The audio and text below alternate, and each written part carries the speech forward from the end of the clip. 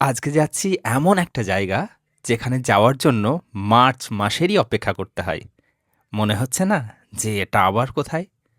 Asansol junction থেকে উঠলাম local ট্রেনে। গন্তব্য? সেটা না হয় তোমরাই গেস করো। তবে যাত্রাটা এক কথায় অসাধারণ। জানালা দিয়ে হঠাৎ চোখে পড়ল দামোদর নদী।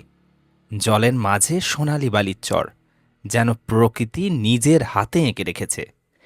দূরে একের পর এক ছোট ছোট পাহাড় সারি বেঁধে দাঁড়িয়ে, সবুজ মাঠ, নীল আকাশ, আর কানে শুধু ট্রেনের ছন্দ।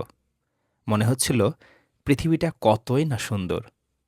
আর এরই মধ্যে দিয়ে আমি যাচ্ছি এমন এক জায়গায় যেখানে আছে একটা লেক, একটা ড্যাম, আর চারিদিকে পাহাড়ে ঘেরা প্রকৃতির লাল আবিরে রাঙানো এক রক্তিম গ্রাম।